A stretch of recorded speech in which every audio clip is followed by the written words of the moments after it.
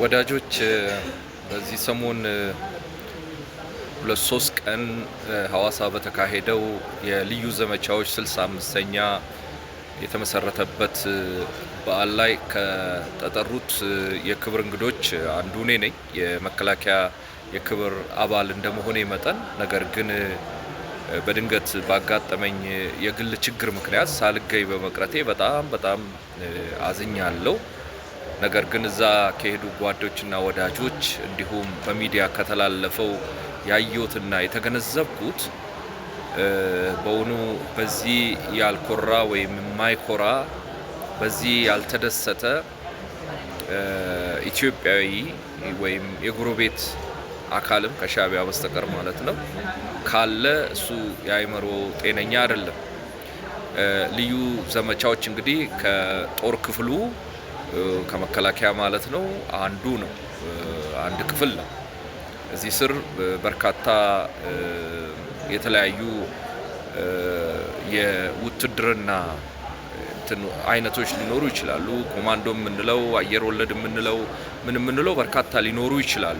ያው አደረጃጀቱን ኢንዲቴል ስለማላቅ ማለት ነው። ነገር ግን ካየነውና ከምንረዳው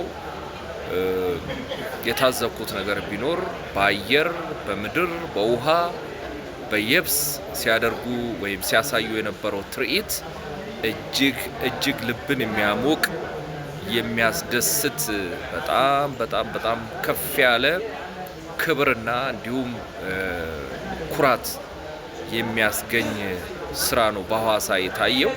የልዩ ዘመቻዎች እንግዲህ ኃላፊ ሌፍተናንት ጀነራል ሹማ አብደታ እንደሆነ ያው አብዛኞቻችሁ ታውቃላችሁ ወይም ብዙ ሰው ያውቃል ብዬ ተስፋ አረጋለሁ። ሚዲያ የሚከታተል ሰው ወይም በተለያየ መንገድ የተጻፉ ነገሮችን የሚያነብሰው ማለት ነው። ሌፍተናንት ጀነራል ሹማ አብደታ የፊልድ ሰው ነው፣ ኮማንዶ ነው ታውቃላችሁ። በጣም የተዋጣለት የፊልድ የጦር ሜዳ ሰው ነው። መጽሐፍም ማዘጋጀታቸውን ፊልድ ማርሻል ብርሃኑ ጁላ ተናግሯል። መጽሐፉ ውስጥ የተካተተው እያንዳንዱ ርዕስ ለየብቻው መጽሐፍ የሚሆን ነገር ነው። የባለፈውን የ60 ዓመት ታሪክን ቁጭ አድርጎ ያስቀመጠበት ሁኔታ ይሄ ክፍል ብሏል። ለክፍሉም አደራችሁን ይሄን እያንዳንዱን ርዕስ ለብቻው መጽሐፍ እያረጋችሁ ብታወጡት የበለጠ ይጠቅማል የሚል ነገርም አንስቷል እና ታሪኩ እጅግ የሚያስደምም ነው። እንግዲህ ይሄንን የዚህ ክፍል ዋና ኃላፊ ሌፍተናንት ጀነራል ሹማ አብደታ ነው ይህን ሁሉ ያዘጋጀው።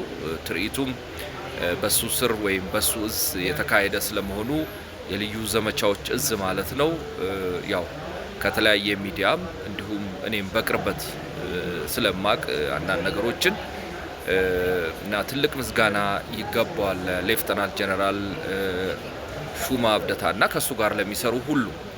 እንደ አጠቃላይ ግን እኔ ስለ ክፍሉ ብቻ ለማንሳት ሳይሆን ፊልድ ማርሻል ብርሃኑ ጁላም በትርኢቱ ላይ ያነሱትን ጠቅላይ ሚኒስትር ዶክተር አብይ አህመድ የዓለም የሰላም ሎሬት ያነሳውን ነገር ሁሉ ትርኢቱንም ጨምሮ እዛ የነበረውን የተጠራውን የሐዋሳ ከተማና አካባቢ ከተለያየ ቦታ የመጡትን እንግዶችንም ሁኔታ የሰራዊቱንም አጠቃላይ ሳይ እኔ ትልቅ ኩራት ተሰምቶኛል።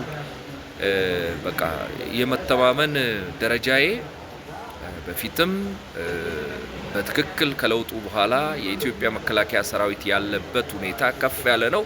አሁን ደግሞ የበለጠ ዘመናዊ ወርልድ ክላስ ሰራዊት እየተገነባ ወይም እየተሰራ እንዳለ በትክክል ገብቶኛልም ተረድቻለሁኝ። እናም ይሄንን ያየ ይሄን የተመለከተ የሰሞኑን የሐዋሳውንም ይሁን አጠቃላይ የሰራዊታችንን እንቅስቃሴ የተመለከተ እንደው በክፉ ቀና ብሎ ያየዋል የሚል ግምት የለኝም ካላበደ በስተቀር። በዚህ ላይ ደግሞ ጠቅላይ ሚኒስትሩ ከሶማሊያ ጫፍ እስከ ምጽዋ ያለውን የባህር ክልልንም ከተለያዩ አሸባሪዎች ጸረ ሰላም ኃይሎች የመጠበቅም ግዳጅ እንግዲህ ቀጥሎ ሊያከናውን እንደሚችል ፍንጭ የሚሰጥ ነገር ተናግሯል። ስለዚህ እንዳጠቃላይ የተነሱትንም ያልተነሱትንም ተገማች አድርገን ሰራዊታችን አሁን ለቀይ ባህር እየቀረበ ስለመሆኑ እኔ አልጠራጠርም። አንዳችም ኃይልም ከፊቱ የማይቆም መሆኑንም በሙሉ ልቤ መናገር እችላለሁ። በኩራት መናገር እችላለሁ።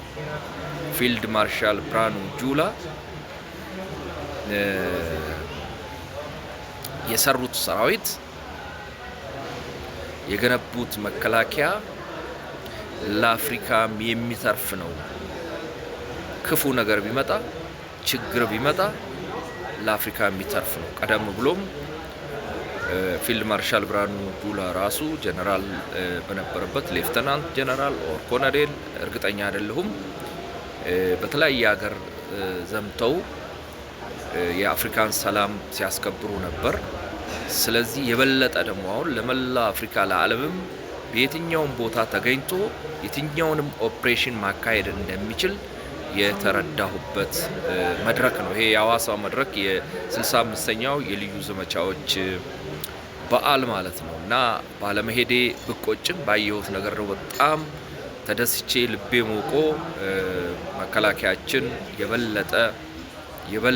የበለጠ የኢትዮጵያም የምስራቅ አፍሪካም የአፍሪካም ጋሻና መከታ እንዲሆን እኔም ሌሎቻችንም የምንችለውን ሁሉ በሞራል በገንዘብም ይሁን በምን እሱ በፈለገው መልኩ ከጎኑ መቆም እንዳለብን ከወዲሁ እንደው ሀሳብ መስጠት እፈልጋለሁ። በተጨማሪም እንኳን አደረሳችሁ እንኳን አደረሰን። ቀጣዩ ጉዞ ከዚህ የበለጠ የባህር ኃይልም በደንብ ተደራጅቶ በቀይ ባህር ላይ የነገሰ ሰራዊት እንደምናይ አልጠራጠርም። መልካም ጊዜ።